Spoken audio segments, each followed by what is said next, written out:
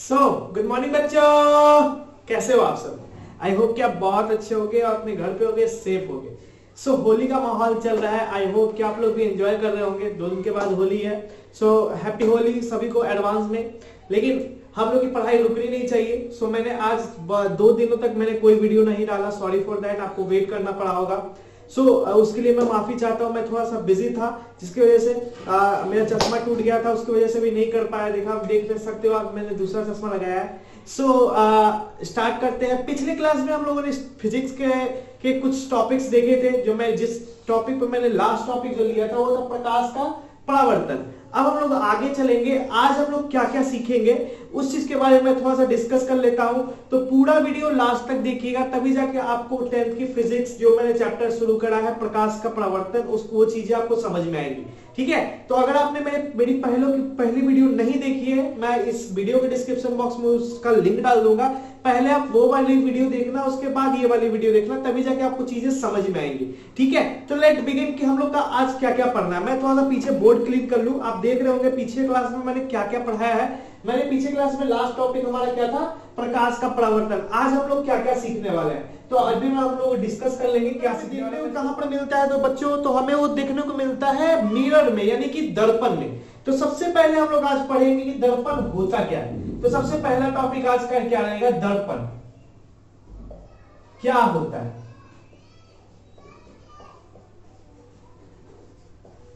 ठीक है, दूसरा टॉपिक जो हमारा होगा वो होगा दर्पण के प्रकार।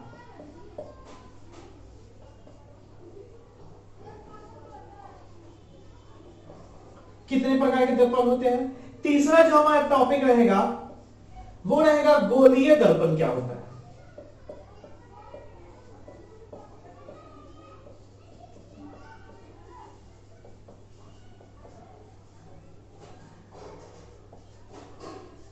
गोलीय दर्पण क्या होता है।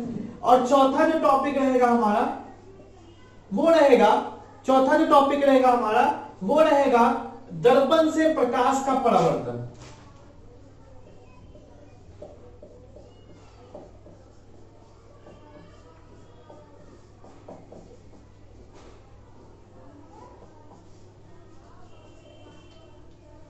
ये हमारा रहेगा। ये 4 टॉपिक आज मैं क्लियर करूंगा, ज्यादा लंबा वीडियो नहीं रखूंगा, और मेरा वैसे भी ज्यादा लंबा वीडियो होता नहीं है।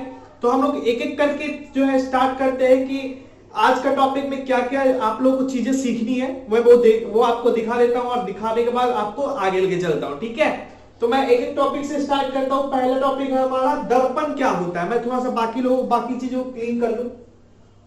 दर्पण, ठीक है, आखिर आप दर्पण किसको कहते हैं। ठीक है, तो आपके मन में ख्याल आएगा अगर आप दर्पण के बारे में सोचे, जिसमें हम अपना फेस देख पाते हैं उसे ही दर्पण कहते हैं। राइट, बिल्कुल सही है। लेकिन अगर आपको डिफिनेशन देना हो दर्पण का तो क्या कहेंगे। ठीक है, तो हम लोग कह सकते हैं इसमें कि शीशे से बनी हुई वह समतल सतह, शीशे से बनी हुई वह समतल सतह जिसका एक सतह कलई किया हुआ रहता है, पेंट किया हुआ रहता है, और दूसरा सतह परावर्तक होता है, उसे ही हम लोग दर्पण कहते हैं। आई होप कि आपको समझ में आ गया होगा कि शीशे से बनी ऐसी परावर्तक सतह जिसका एक सतह कलई किया हुआ होता है, पेंट चढ़ाया हुआ होता है, और दूसरा सतह परावर्तक होता है, इस तरह के बनावट वाले स्ट्रक्चर को हम लोग क्या कहते हैं, दर्पण कहते हैं। आई होप आप नोट्स बना चुके होंगे। फिर से एक बार सुन लीजिए कि दर्पण क्या होता है। शीशे से बनी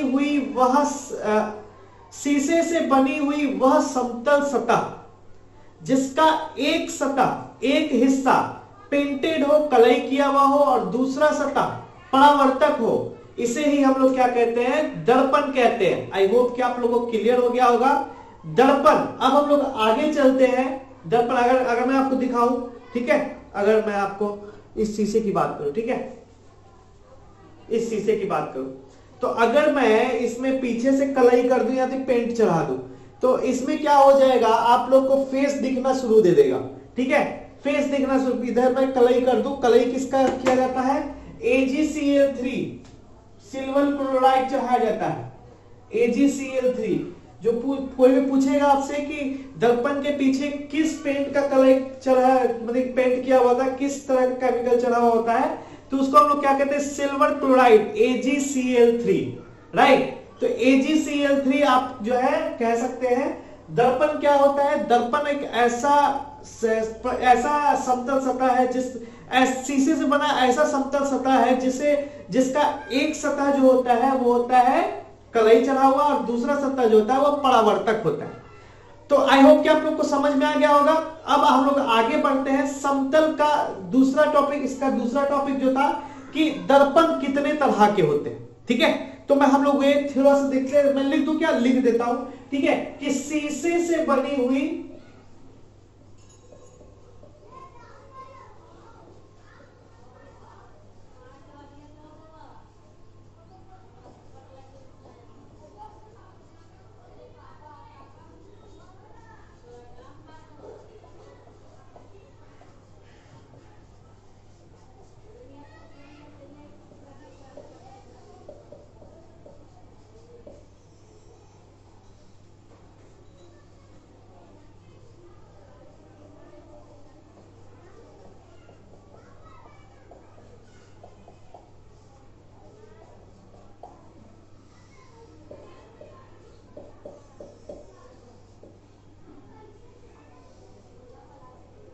दर्पण कहलाता है। आई होप कि आप लोग को समझ में आ गया होगा। हम लोग दूसरे वाले टॉपिक पे चलते हैं, ठीक है।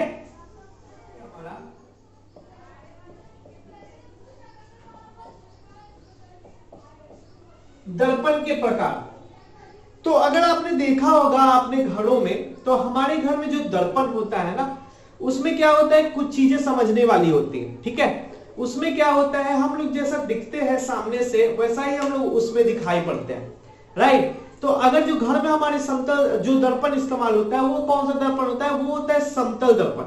लेकिन दो और तरह का दर्पण होता है, ठीक है, जिसमें से एक दर्पण को अवतल दर्पण कहते हैं और एक दर्पण को उत्तल दर्पण कहते हैं। तो टोटल कितने प्रकार के दर्पण हो गए, 3 प्रकार के दर्पण हो गए। दर्पण कितने प्रकार के होते हैं, 3 प्रकार के,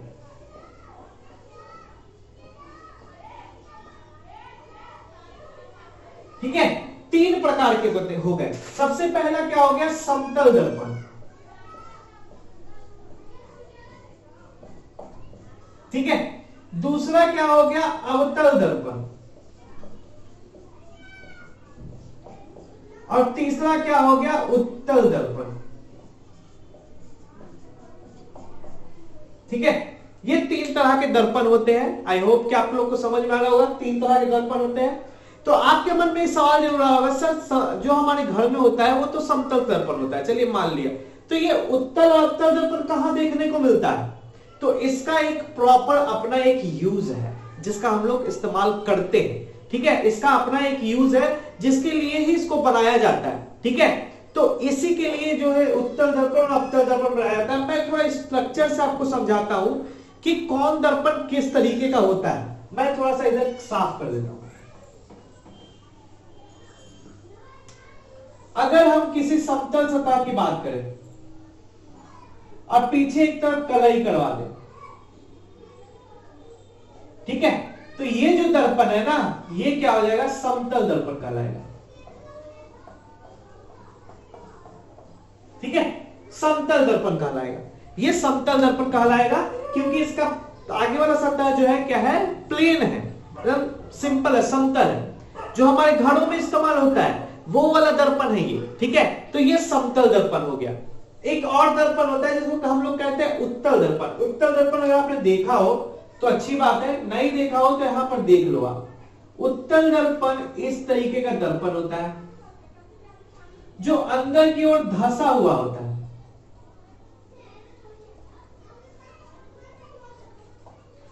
उत्तल दर्पण एक ऐसा दर्पण होता है जो अंदर की ओर धंसा हुआ होता है, ठीक है। तो इसको हम लोग अवतल दर्पण कहते हैं। सबका अपना अपना इस्तेमाल है, सबका अपना अपना क्राइटेरिया है, वो अभी हम नहीं जान रहे, हम लोग सिर्फ दर्पण का प्रकार जान रहे हैं।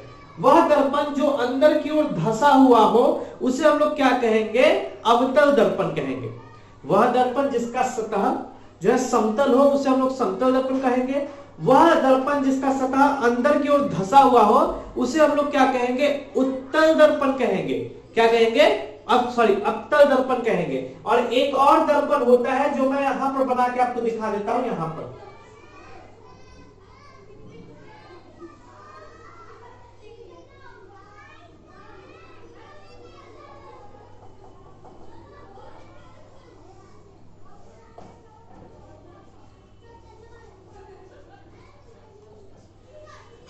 उत्तल दर्पण, वह दर्पण जिसका बीच में जिसकी सतह बाहर की ओर उभरी हुई हो, ये क्या कहलाता है, ये कहलाता है उत्तल दर्पण। ठीक है, तो आई होप कि आपको तीनों दर्पण समझ में आ गया होगा। कौन कौन सा दर्पण होता है, समतल दर्पण, ठीक है, ये है उत्तल दर्पण, और ये है आपका ये है अवतल दर्पण, और ये है आपका उत्तल दर्पण। क्या होता है, उत्तल दर्पण। अब सभी के यूजेस में आपको बता देता हूं, आप लिख भी लेना। ठीक है, तो समतल दर्पण का भी यूज बता देता हूं, उत्तल दर्पण का भी यूज बता देता हूं, और ये क्या होता है, अवतल दर्पण का भी इस्तेमाल सारे को बता देता हूं आपको। आप लोग को ये समझ में आ गया होगा। नेक्स्ट वीडियो में मैं आपको थोड़ा बता दूंगा कि सबकी यूज क्या है, क्योंकि अगले क्लास में हम लोग पढ़ेंगे, ठीक है, और भी चीजें पढ़ेंगे, तो हम लोग इसका इस्तेमाल भी देखेंगे, कहां कहां इस्तेमाल होता है इसका। अभी हम लोगों ने ये पढ़ा कि दर्पण कितने तरह के होते हैं, 3 तरह के होते हैं। ठीक है, पहला हम लोगों ने पढ़ा दर्पण क्या होता है, दूसरा हम लोगों ने पढ़ा दर्पण के प्रकार कितने होते हैं। तो 3 प्रकार के दर्पण होते हैं, एक होता है समतल दर्पण, एक होता है अवतल दर्पण, और एक होता है उत्तल दर्पण। समतल दर्पण क्या होता है, जिस दर्पण की परावर्तक सतह प्लेन हो, समतल हो, तो उसे हम लोग क्या कहेंगे, समतल दर्पण कहेंगे। उस अवतल दर्पण क्या होता है, जिस दर्पण की परावर्तक सतह अंदर की ओर धसी हुई हो। ठीक है, तो हम लोग इसे क्या कहेंगे, इसे हम लोग कहेंगे अवतल दर्पण। और उत्तल दर्पण क्या होता है, जिस दर्पण की परावर्तक सतह बाहर की ओर उभड़ी हुई हो, उसे हम लोग क्या कहेंगे, उत्तल दर्पण कहेंगे। इंग्लिश में मैं थोड़ा सा बता देता हूं। ठीक है, समतल दर्पण को प्लेन मिरर कहते हैं, प्लेन मिरर। ठीक है, अवतल दर्पण को कॉनकेव मिरर कहते हैं, और उत्तल दर्पण को कन्वेक्स मिरर कहते हैं। ध्यान रखिएगा, उत्तल दर्पण को कन्वेक्स मिरर, कॉनकेव मिरर और प्लेन मिरर। क्लियर है, आई होप कि क्लियर हो गया होगा। अगला टॉपिक पे हम लोग चलते हैं, जिसका नाम है गोलीय दर्पण क्या होता है। ठीक है, गोलीय दर्पण,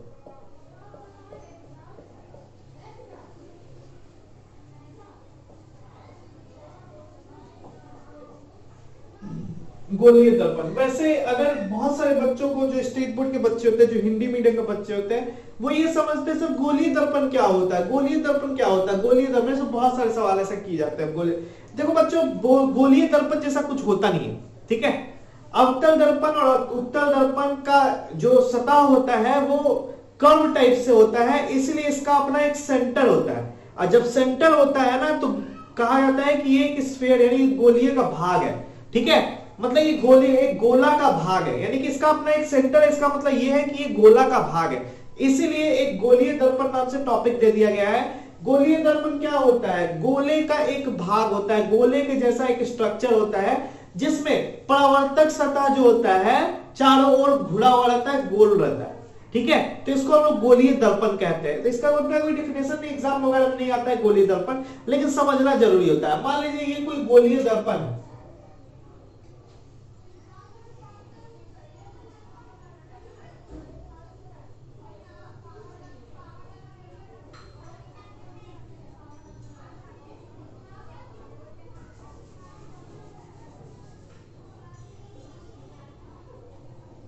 ठीक है, ये कोई गोलीय दर्पण है। अब गोलीय दर्पण को अगर हम 20 से काट देंगे 20 से, एक तरफ क्या कर रहे हैं, इसकी तरफ कलाई कर दे रहे हैं बाहर से, और एक तरफ क्या कर दे रहे हैं, अंदर से कलाई कर दे रहे हैं। तो इससे क्या पता चला, इससे ये पता चला कि ये जो गोलीय दर्पण है, ये 2 दर्पणों का भाग है। 2 दर्पणों कौन कौन, एक है concave mirror, sorry convex mirror ये वाला,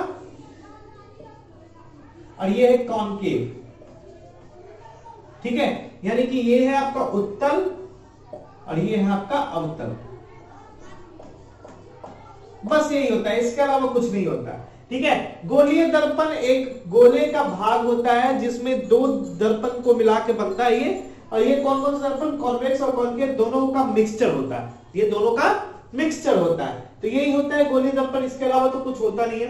अब हम लोग आगे पढ़ेंगे, क्या पढ़ेंगे, दर्पण से प्रकाश का परावर्तन। ठीक है, दर्पण से प्रकाश का परावर्तन, ये थोड़ा इंपॉर्टेंट है, ये आपको समझना जरूरी होता है। ठीक है, तो हम लोग आगे बढ़ते हैं, इसको उतार लीजिएगा। ठीक है, मिटा देता हूं। अपना क्या पढ़ना है, दर्पण से परावर्तन, प्रकाश का परावर्तन।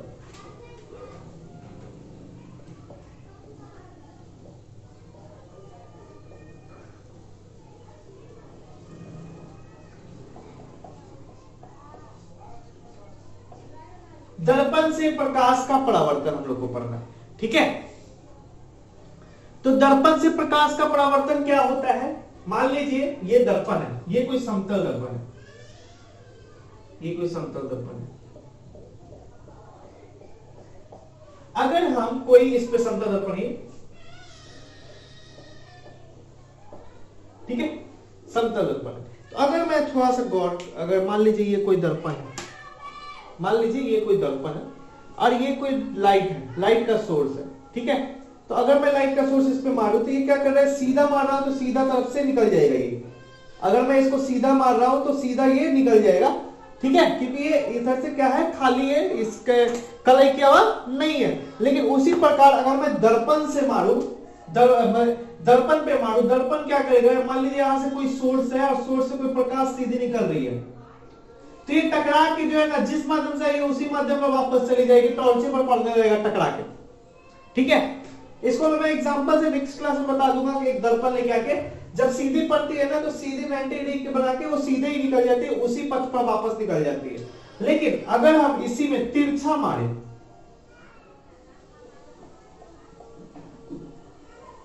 अगर यहां पे कोई सोर्स है, यहां से मैं मार रहा हूं इसको, तो यहां पे टकराएगी, टकराने के बाद क्या हो जाएगा, एक ये इस तरीके से मुड़ जाएगी उसी माध्यम में। इसी को परावर्तन कहते हैं। ठीक है, अब इसी को परावर्तन कहते हैं। अब यहां पर क्या बनेगा, एक लंब बनेगा,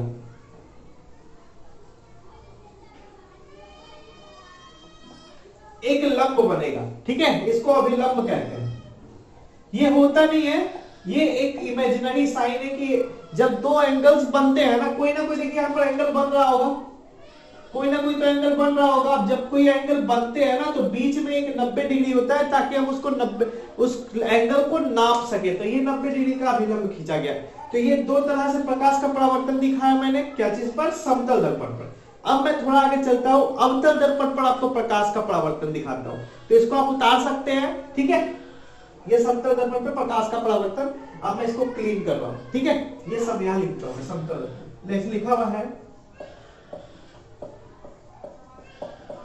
ठीक है, समतल दर्पण। अब मैं थोड़ा सा आगे बढ़ता हूं।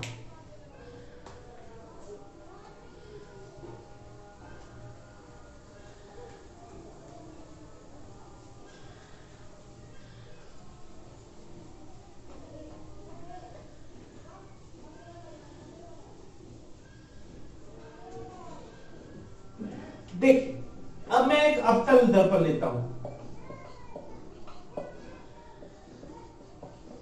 ठीक है, अवतल दर्पण अंदर की ओर धंसा हुआ होता है।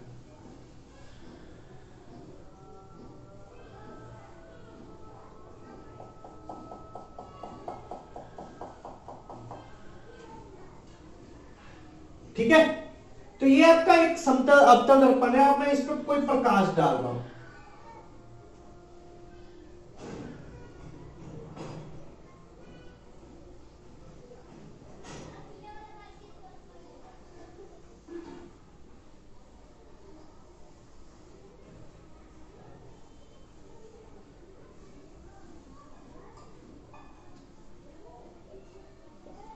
एक सीधी रेखा में प्रकाश गमन कर रही है, तो जो सीधी रेखा में जाके टकरा रही है ना, बीच से एकदम मिडिल पॉइंट से जो टकरा रही है, वो उसी माध्यम पे वापस आ जाएगी।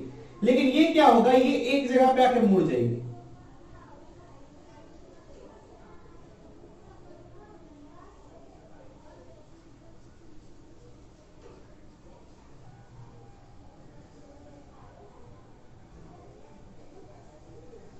ये क्या हो रहा है, एक ही जगह पर आके मिल जा रही है बाकी तीनों। ठीक है, एक ही पॉइंट पर आके मिल जा रही है। एक तो निकल जा रहा है उसी तरफ से, लेकिन ये वाला क्या हो रहा है, मुड़ के एक ही जगह पे आके मिल जा रही है। ठीक है, मिल जा रही है। तो इस तरह के क्या होता है, इस तरह क्या होता है, कंजर्व हो जा रहा है। ठीक है, कंसर्व मतलब एक ही पॉइंट पे आके मिल जा रहा है, ठीक है, एक ही जगह पे आके मिल जा रहा है। तो अभिसारी दर्पण भी इसको कहते हैं, क्या कहते हैं, अभिसारी दर्पण, यानी कि एक ही जगह पर आके मिल जाता है, एक ही जगह पॉइंट पर आके मिल जाता है सभी किरणें जो इससे टकरा रही होती है। अब इसमें कोई तिरछी किरण डालेंगे तो तिरछा में क्या होगा, थोड़ा सा देखिए, इसको आप उतार लीजिए, ये एक परावर्तन है, दर्पण पर प्रकाश से पड़ता है, ये जो उत्तल दर्पण प्रकाश पड़ता है, तो इसी तरीके से परावर्तन होता है, ठीक है। तो आप इसको उतार लीजिए। अगर मान लीजिए ये सीधी रेखा थी, सीधी रेखा पे कोई प्रकाश पड़ रही है, अगर मान लो तिरछी पड़े तब क्या होगा, ठीक है। मान लीजिए मैं आप एग्जांपल आपको दिखाते हैं,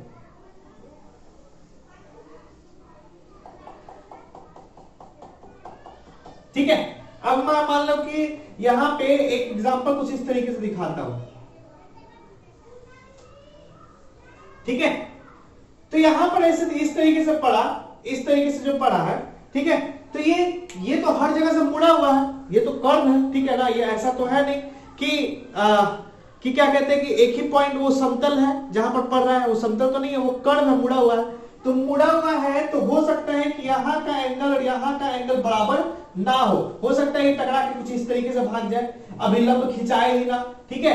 तो बिना अभिलंब खिंचाए, बिना जब तक अभिलंब खींचेगा नहीं तब तक कोई भी वस्तु का दर्पण में, ठीक है, प्रतिबिंब बनेगा नहीं। तो यहां पर प्रतिबिंब बनेगा ही नहीं, जब तिरछी रेखा पड़ेगी तो प्रतिबिंब बनेगा ही नहीं, क्योंकि अभिलंब खिंचाया ही नहीं, और अभिलंब नहीं खिंचाया तो एंगल बराबर बना नहीं, जब एंगल बराबर बना नहीं, एंगल दर्पण बना नहीं, तो वहां पे प्रतिबिंब नहीं बन पाएगा। लेकिन यहां पर अगर आप गौर से देखें तो हर एक जब सीधी रेखा पड़ती है ना, तो बराबर एंगल देती हुई पड़ती हुई यहां पर जो है अभिलंब खिंचाता है, ठीक है, बराबर एंगल देता हुआ यहां पर अभिलंब खिंचाता है, ठीक है। ये अभिलंब खिंचा रहा है, यहाँ पे अभिलंब खिंचा रहा है, इस तरीके से अभिलंब खिंचाता है, जिसके थ्रू क्या होता है, एक ही पॉइंट पर सारी किरणें आके मिल जाती हैं, और यहाँ पर इमेज फॉर्मेशन यानी कि दर्पण में क्या प्रतिबिंब का फॉर्मेशन होता है, जब सीधी रेखा पर प्रकाश चल के दर्पण पे पड़ती है यहाँ पर। लेकिन इस दर्पण में क्या तिरछी रेखा नहीं पड़ेगी, क्योंकि यहाँ पर एंगल अलग अलग हो जाएगा, इसी कारण से तिरछी नहीं पड़ेगी, तो ये वाला नहीं बनता है, इस तरीके से दिखाया जाता है। तो आप इसको उतार लीजिए,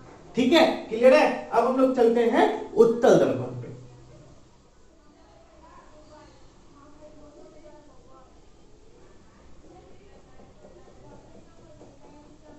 ये रहा उत्तल दर्पण।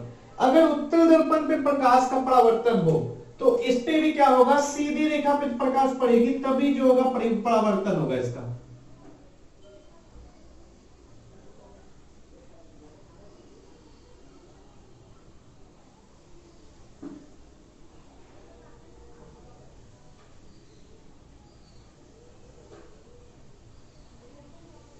ये इस तरीके से पड़ रही है, ये क्या होगा, जब ये किरणें जो है इस दर्पण में पड़ेगी तो ये दर्पण क्या होगा, मुड़ा हुआ है ऐसे, तो टकरा के क्या हो जाएगा, इस तरीके से निकल जाएगी, इस तरीके से सब में इस तरीके से टकरा के निकल जाएगी, इस तरह से टकरा के निकल गई। और आपको क्या पता चलेगा कि अंदर में कहीं पर मिलता हुआ प्रतीत होगा, इस तरीके से, इस तरीके से कहीं पर ना कहीं पर मिलता हुआ प्रतीत होगा। जब प्रतीत होगा मिलता हुआ तभी जाके जो है दर्पण में जो है प्रतिबिंब का फॉर्मेशन होगा। तो प्रतिबिंब क्या होता है नेक्स्ट वाले क्लास में देखेंगे। आई होप कि अब इसमें भी क्या होगा, अगर मैं तिरछा डालूं तो क्या होगा, ये तिरछा होकर किसी भी एंगल पर निकल जाएगा, क्योंकि प्लेन नहीं है ना, प्लेन नहीं है तो सेम एंगल बनेगा नहीं, तो लंब खिंचाएगा नहीं, जब लंब नहीं खिंचाएगा तो प्रतिबिंब बनेगा ही नहीं। तो इसमें भी क्या होगा, जब तिरछी लाइन पड़ती है ना प्रतिबिंब नहीं बनता है, तो इस वजह से ये सीधी लाइन पड़ेगी तभी जाके प्रतिबिंब बनेगा। तो आई होप कि आप लोग को समझ में आया होगा कि इस तरीके से इसका परावर्तन होता है, ठीक है। तो आई होप कि आपको आज दर्पण का क्लास अच्छा लगा होगा, आपको सारी चीजें समझ में आ गई होगी, आपने पूरा नोट्स भी बना लिया होगा। अगर आपको अच्छा लगा है कमेंट बॉक्स में जरूर लिखना। Thank you for this watching video. पूरा वीडियो जरूर देखना और अपने दोस्तों को जरूर शेयर करना जो आपके साथ सहपाठी जिनको नहीं समझ में आ रहा फिजिक्स वगैरह मैथ वगैरह, तो उन लोगों के लिए ये काफी इजी पड़ेगा, समझने में भी आसान पड़ेगा। तो thank you for the watching. अगर अच्छा लगा हो तो सब्सक्राइब कर लेना, चैनल को फॉलो कर लेना, बेल आइकन दबा देना, ऑल क्लिक कर देना और दोस्तों को जरूर शेयर करना। Thank you so much.